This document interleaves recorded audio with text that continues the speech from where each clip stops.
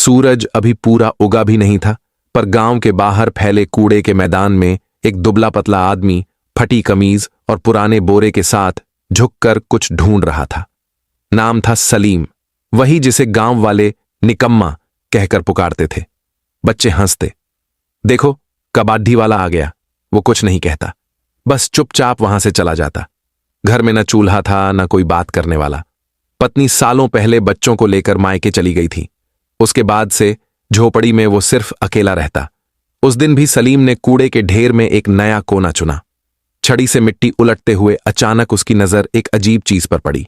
एक बोरा, बिल्कुल साफ, लगभग नया, न कीचड़ न दाग। ऊपर मोटी रस्सी की गांठें कसकर बंधी थीं। किसने फेंका होगा ये? उसने बुदबुदाया। लेकिन जब उसने उसे खींचने की कोशिश की, बोरे का वजन अजीब लगा, जैसे भीतर कुछ ठोस हो। उसने सोचा शायद अंदर कपड़े होंगे। चारों ओर नजर दौड़ाकर उसने सुनिश्चित किया कि कोई देख तो नहीं रहा। फिर बोरे को धीरे धीरे किनारे खिसकाया, जहां धुएं की धुंध उसे छिपा सके। उसने रस्सी खोली। बोरा खुला और उसकी सांस अटक गई। अंदर प्लास्टिक में लिपटी गड्डियां थीं। उसने कांपते हाथों से एक खोली। 500 के नए नए नोटों के बंडल। उसकी आंखें चौंधियां गईं। वो घुटनों के बल बैठ गया। हाथों से नोटों को छूकर देखा। क्या ये सच है? उसने खुद से पूछा। उसके हाथ कांपने लगे। उसने चारों ओर देखा, कहीं कोई देख तो नहीं रहा। कुछ पल बाद उसने गहरी सांस ली और फैसला कर लिया। बोरे को फिर से बांधा, पीठ पर लाद लिया और झोपड़ी की ओर चल पड़ा। रास्ते में हर आवाज उसे शक जैसी लगी। कुत्ते का भौंकना, किसी का बात करना। घर पहुंचते ही उसने झोपड़ी का दरवाजा अंदर से बंद किया। बोरे को कोने में रखकर चटाई से ढंक दिया। सलीम का दिल ऐसे धड़क रहा था जैसे सीने से निकलकर बाहर आ जाएगा। बार बार वह झोपड़ी के दरवाजे से झांकता, कहीं कोई पीछे तो नहीं आ गया। जब उसे यकीन हुआ कि आसपास कोई नहीं है, तो वह धीरे से बोरे के पास बैठ गया। हाथ कांप रहे थे, लेकिन हिम्मत जुटाकर रस्सी खोली। जैसे ही बोरा खुला, अंदर की चमक ने उसकी आंखें चौंधिया दी। नोटों की गड्डियां, एक से एक ताजा, नई। सलीम ने एक गड्डी निकाली और गिनना शुरू किया। गिनते गिनते उसके होंठ सूख गए। सिर्फ एक गड्डी में 1 लाख रुपए। उसने अंदाजा लगाया, कम से कम 30-40 करोड़ तो होंगे। यह सोचते ही उसका दिमाग सुन्न पड़ गया। इतना पैसा कोई आम आदमी नहीं छोड़ सकता। वह बुदबुदाया। उसके भीतर डर की लहर दौड़ गई। कहीं ये किसी बड़े आदमी, किसी नेता या गुंडे का तो नहीं। अगर उन्होंने ढूंढना शुरू किया तो क्या होगा? इस ख्याल से उसका शरीर पसीने से तर हो गया। सलीम ने गड्डियां वापस रख दी, बोरा बांधा और मिट्टी पर बैठ गया। सिर पकड़कर सोचने लगा। दिल में एक तरफ खुशी थी कि सालों की गरीबी अब खत्म हो जाएगी, इलाज करा सकेगा, नया घर बना सकेगा, इज्जत की जिंदगी जी सकेगा। पर दूसरी तरफ डर उसे भीतर से कुतर रहा था। अगर किसी को पता चल गया तो लोग उसे चोर कहेंगे, पुलिस पकड़ लेगी, या असली मालिक आ जाएगा। रात भर वो जागता रहा। उसने खुद को तसल्ली दी, अगर कल सिर्फ एक गड्डी निकालकर इलाज करवा लूं तो किसी को क्या पता चलेगा। डॉक्टर ने पहली बार उसे इज्जत से बैठाया, दवाइयां दी और कहा, इलाज मुमकिन है। सालों बाद सलीम के चेहरे पर एक सच्ची मुस्कान आई। वो समझ गया, यह दौलत उसका इम्तिहान है, वरना वरदान नहीं। अगला दिन सलीम के लिए एक नई सुबह बन गया। वर्षों बाद उसने आईने में खुद को गौर से देखा। चेहरा कमजोर था, मगर आंखों में अब उम्मीद की चमक थी। उसने सोचा, अगर समझदारी से काम लूं तो सब बदल सकता है। सबसे पहले उसने अपनी झोपड़ी की मरम्मत करवाई। बोरे से कुछ पैसे निकाले, मजदूरों को बुलाया और छत बदलवा दी। कुछ ही दिनों में घर की बदबू और सीलन कम हो गई। मोहल्ले वाले हैरान थे, अरे ये कबाड़ बीनने वाला अचानक कैसे बदल गया। कुछ हफ्ते बाद उसने अगला कदम उठाया। गांव की मुख्य सड़क पर एक छोटी सी किराने की दुकान खोली। पहले दिन बस दाल, चावल, नमक रखा। खुद दुकान पर बैठा, आने वालों को मुस्कुराकर सलाम किया। शुरुआत में लोग झिझके, मगर धीरे धीरे आने लगे। दुकान चल निकली। आटे की बोरियां, तेल के डिब्बे, मसाले, साबुन, सब कुछ बिकने लगा। सलीम ने उस पूरे दौर में बड़ी सतर्कता बरती। उसके पास अचानक आई दौलत किसी रहस्य से कम नहीं थी, पर उसने कभी उसका दिखावा नहीं किया। वह जानता था, अगर जरा भी चमक दमक दिखी तो लोग सवालों की बौछार कर देंगे। इसलिए बाहर से वह अब भी वही सीधा सादा दुकानदार दिखता था जो हर ग्राहक को मुस्कुराकर क्या चाहिए भैया कहता था। लेकिन भीतर वह जानता था कि उसकी पुरानी बोरी में इतनी पूंजी छिपी है कि न सिर्फ उसकी बल्कि कई जिंदगियों की दिशा बदल सकती है। कभी कभी मोहल्ले की बुजुर्ग औरतें उससे कहती, सलीम भैया तुम तो बहुत बदल गए हो। वह बस मुस्कुरा देता, लेकिन भीतर एक मीठा गर्व उमड़ पड़ता। आखिर किसे बुरा लगता है जब दुनिया आपके बदलाव को देखती है। धीरे धीरे उसने कारोबार बढ़ाया। कुछ महीनों बाद उस बोरी से थोड़ा और पैसा निकाला और एक छोटा सा गोदाम शुरू किया। माल ढोने के लिए पुरानी ट्रक खरीदी और अब सिर्फ बेचने वाला नहीं, सप्लाई करने वाला बन गया। गांव में लोग अब उसे सलीम लाल कहकर पुकारने लगे, जैसे वह कोई बड़ा व्यापारी हो। पर तरक्की के इस सफर के बीच एक डर हमेशा उसके भीतर जीवित रहा। रात को जब वह उस बोरी के पास बैठता तो सोचता, अगर किसी दिन यह राज खुल गया तो, अगर असली मालिक सामने आ गया तो।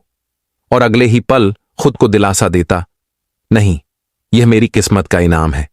मैंने सालों की बेबसी सही है, यह मेरी मेहनत का फल है, किसी का हक नहीं छीना। समय के साथ सलीम खुद भी बदल गया था। जो आदमी कभी भीड़ में सिर झुकाकर चलता था, अब सीधा चलता था, आत्मविश्वास से भरा हुआ। उसकी आवाज में अब झिझक नहीं, ठहराव था। दिन में वह दुकान संभालता, शाम को गोदाम देखता और रात में बोरी के पास बैठकर अगले दिन की योजना बनाता। वह अब अपने पुराने सलीम से कहीं आगे निकल चुका था। मगर यह भी सच था, तरक्की के बीच भी एक खालीपन उसके भीतर अब भी गूंजता था। एक शाम जब वह थका हारा दुकान बंद करके लौटा तो दरवाजे पर दो चेहरे खड़े थे, परिचित पर दूर चले गए चेहरे। उसकी पत्नी अनिता और दोनों बच्चे। बच्चे अब बड़े हो चुके थे, मगर उनके चेहरे पर हिचक और शर्म की छाया थी। अनिता की आंखें भीगी हुई थीं। सलीम, उसने धीमे से कहा, हमसे गलती हुई थी, हालात ने मजबूर कर दिया था, तुम्हें छोड़कर जाना ठीक नहीं था। सलीम के कदम जैसे जमीन में धंस गए। एक पल को समय ठहर गया। उसे वे दिन याद आए जब बीमारी ने उसे तोड़ दिया था। घर में खाने को कुछ नहीं था और अनिता ने कहा था, मैं यह सब नहीं झेल सकती, और बच्चों को लेकर चली गई थी। वह वही रात थी जब सलीम का सब कुछ बिखर गया था। अब वही अनिता उसके दरवाजे पर थी। बच्चे आगे बढ़े और बोले, बाबा, हमें माफ कर दीजिए, अब हम आपके साथ रहना चाहते हैं। सलीम का दिल कांप उठा। एक तरफ वह पिता था जिसे बच्चों को गले लगाने की चाह थी, दूसरी तरफ वह वही टूटा हुआ इंसान था जिसे छोड़ दिया गया था। क्या उनका लौटना सच में मोहब्बत थी, या अब दौलत की चमक उन्हें वापस खींच लाई थी? यह सवाल उसे भीतर तक चुभ गया। उसने ठंडे स्वर में कहा, जब मैं खाली हाथ था तुम सब चले गए थे, अब जब मेरे पास कुछ है तो लौट आए हो। क्या यह प्यार है या लालच? अनिता की आंखों से आंसू बह निकले। नहीं सलीम, अब हम सच में पछता रहे हैं, बच्चों को तुम्हारा साया चाहिए। सलीम ने निगाहें झुका ली। भीतर ज्वालामुखी सी हलचल थी। वह जानता था कभी कभी माफ करना आसान होता है, लेकिन भूलना नहीं। आखिर उसने कहा, बच्चे मेरे हैं और उनका हक कोई नहीं छीन सकता। मैं उनकी पढ़ाई, उनका भविष्य संभालूंगा। लेकिन अनिता, हमारे बीच जो दीवार खड़ी हो गई है वह अब कभी नहीं गिरेगी। अनिता चुप रह गई। बच्चों की आंखों में राहत थी, कम से कम पिता फिर से उनके जीवन में थे। पर सलीम के दिल का पुराना घाव फिर हरा हो गया। बाहर की दुनिया कहती थी, सलीम लाल अब एक सफल आदमी है, लेकिन भीतर वह अब भी वही सलीम था जो अपनी पुरानी बोरी के साथ अतीत और वर्तमान के बीच झूलता रहा। उस रात सलीम देर तक नींद नहीं ले पाया। वह बोरी के पास बैठा जैसे किसी पुराने दोस्त से बातें कर रहा हो। यह दौलत सब कुछ लौटा रही है, इज्जत, नाम, सुकून भरी जिंदगी, बट क्या यह मन की शांति भी लौटा पाएगी? सवाल हवा में तैर गया और जवाब में बस दीवारों की खामोशी थी। कुछ हफ्ते बीते। सलीम की दुकान अब एक छोटे साम्राज्य में बदल चुकी थी। गोदाम से माल निकलता, गाड़ियां आती जाती और गांव वाले अब उसे सलीम भाई कहकर सम्मान से पुकारते। बाहर की दुनिया में सब ठीक था, पर भीतर एक बोझ था जो हर रात उसके सीने पर बैठ जाता। वह उस बोरी को देखता और खुद को समझाता, शायद किसी चोर ने फेंकी होगी, या शायद किस्मत ने मुझ पर दया की। पर किस्मत को भी जैसे उसके धैर्य की परीक्षा लेनी थी। एक शाम वह घर के आंगन में चाय की चुस्कियां ले रहा था। अंदर टीवी पर खबरें चल रही थीं, सामान्य राजनीतिक बकवास जिसे अब वह ध्यान से नहीं सुनता था। लेकिन अचानक एंकर की आवाज तेज हुई। ब्रेकिंग न्यूज, विधायक के घर हुआ चोरी। सलीम का दिल धक से रह गया। एंकर बता रहा था एक चोर विधायक के घर से पैसे चुराकर भाग रहा था। जब पुलिस ने उसका पीछा किया तो उसने पैसे कहीं छुपा दिए हैं जो अब मिल नहीं रहे हैं। पुलिस लगातार उसे तलाशने की कोशिश कर रही है। सलीम का हाथ कांप गया। उसके दिमाग में बिजली सी कौंधी। बोरा, वही बोरा। एंकर बोलता जा रहा था। सैकड़ों करोड़ अब भी लापता हैं। छोटे बंडल शायद कभी न मिले, लेकिन जांच जारी है। वह वाक्य उसके कानों में गूंजने लगा। छोटे बंडल शायद कभी न मिले, मतलब शायद उसका बोरा अब भी सुरक्षित है। इसके साथ ही एक ठंडी लहर उसकी रगों में दौड़ गई। अगर कभी किसी ने पता लगा लिया तो? अगर पुलिस दरवाजे पर आ गई तो? उस रात उसने करवटें बदल बदल कर गुजारी। सुबह दुकान पर भी उसका ध्यान भटका हुआ था। ग्राहक बोलते रहे और वह खोए से जवाब देता रहा। मन में बस गणित चल रहा था, अगर सब छिपा रहा तो बच जाऊंगा, पर अगर राज खुल गया तो सब खत्म। शाम को लौटकर उसने बोरा फिर खोला। नोट अब भी वैसे ही चमक रहे थे, पर अब वह चमक उसे डरावनी लगी। उसे लगा जैसे उन नोटों की आंखें हैं जो उसे घूर रही हैं।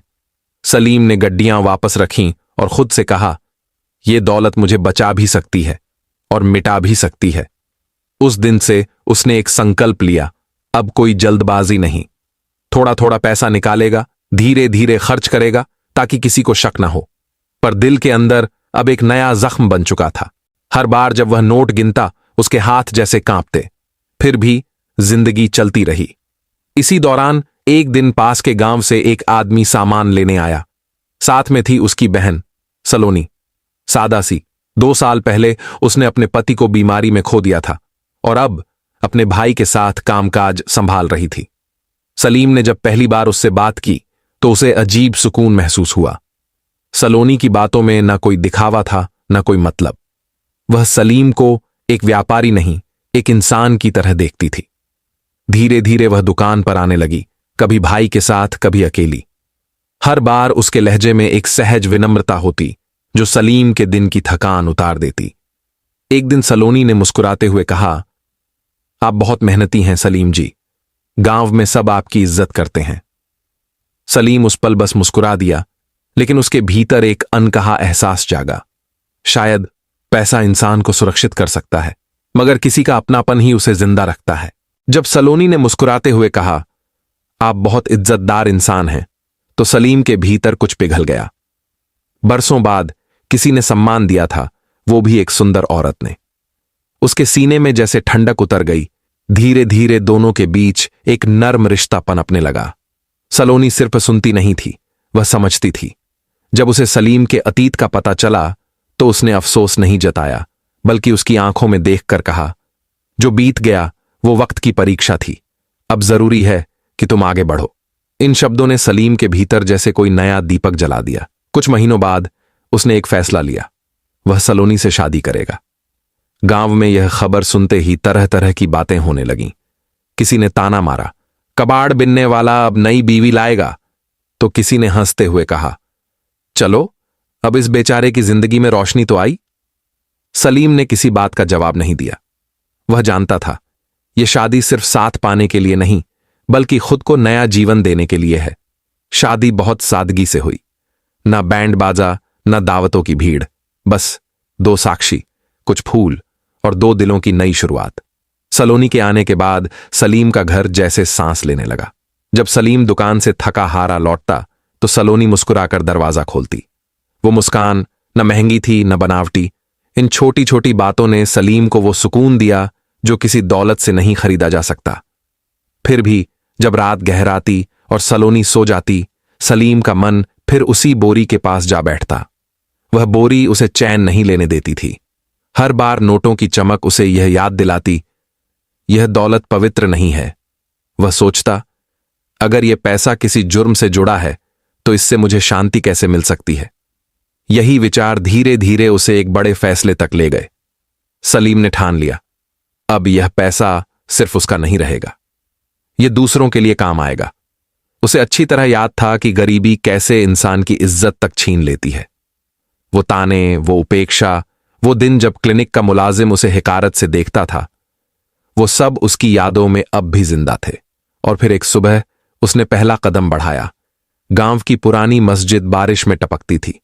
नमाजियों को अक्सर छाते लेकर अंदर जाना पड़ता था। सलीम ने चुपचाप चंदा देना शुरू किया।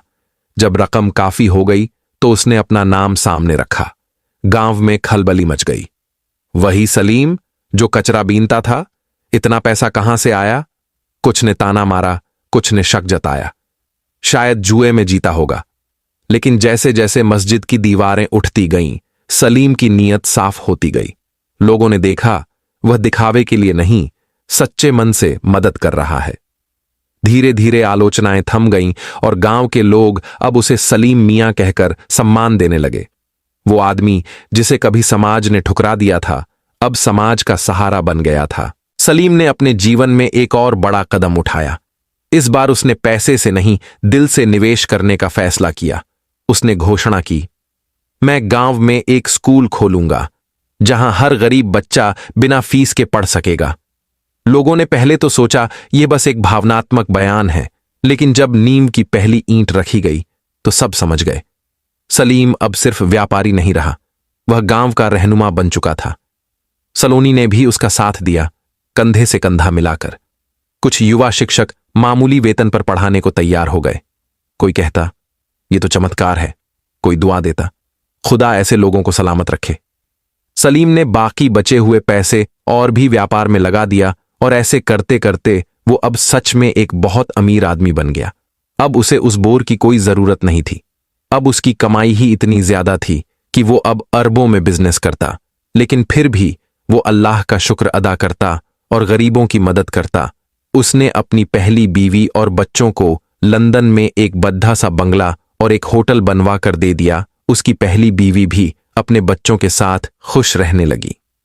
अगर आपको भी सलीम की ये कहानी सोचने पर मजबूर करती है कि सच्चाई, पछतावा और भलाई के बीच इंसान का असली संघर्ष क्या होता है, तो एक लाइक जरूर करें। कमेंट में बताइए, अगर आप सलीम की जगह होते तो क्या करते? क्या गलत पैसे से की गई भलाई सही मानी जा सकती है? आपकी राय हमारे लिए बहुत कीमती है। और हां, ऐसी ही दिल छू लेने वाली कहानियां देखने के लिए चैनल को सब्सक्राइब करें और नोटिफिकेशन ऑन कर लें ताकि अगली कहानी सीधे आपके मोबाइल स्क्रीन पर पहुंचे।